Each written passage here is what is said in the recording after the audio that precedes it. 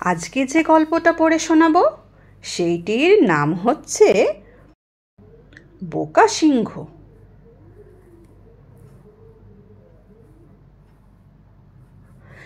এক বনে এক সিংহ বাস করত। একদিন তার খুব খিদে পেল, ফলে সে শিকারের সন্ধানে গুহা থেকে বেরিয়ে এলো। বাইরে এসে সে দেখতে পেল একটা গাছের নিচে ছোট্ট একটা খরগোশ মনের আনন্দে খেলে বেড়াচ্ছে। নাদুস নুদুস খরগোশকে দেখে সিংহের মুখে জল এসে গেল।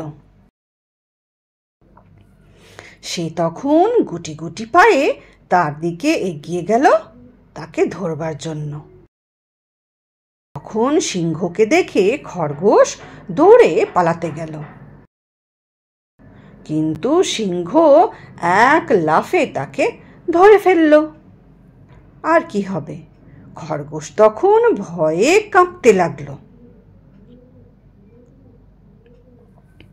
খরগোশকে মারবার জন্য যেই না সিংহ থাবা মারতে গেল, তক্ষুনি একটু দূরে সে একটা হরিণ শাবককে দেখতে পেল।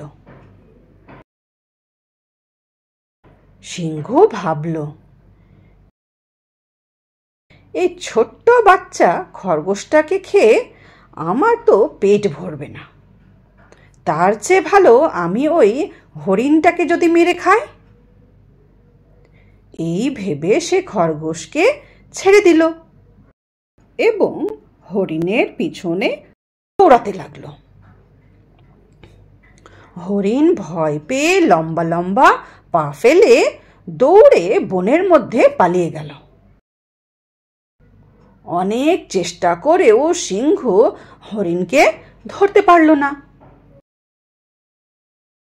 অবশেষে ক্ষুধার্ত সিংহ ক্লান্ত হয়ে হরিণের আশা ছেড়ে দিল।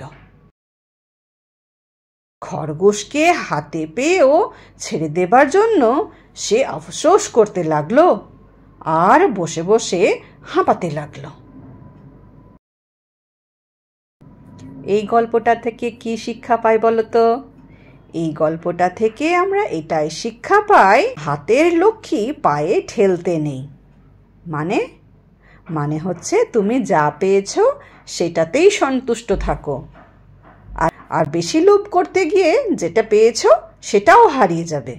ঠিক যেমন ওই সিংহটা প্রথমে খরগোশের বাচ্চাটাকে ধরেছিল, এবার হলো কি, সে হরিণ যখন দেখতে পেল তখন হরিণ ধরবার জন্য খরগোশের বাচ্চাটাকে ছেড়ে দিল।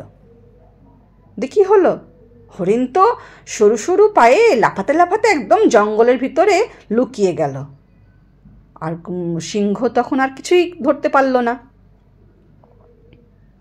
আর সিংহকে তখন খালি পেটেই থাকতে হলো, তাই তো? সেই জন্যই বলা হয়, হাতের লক্ষ্মী পায়ে ঠেলতে নেই।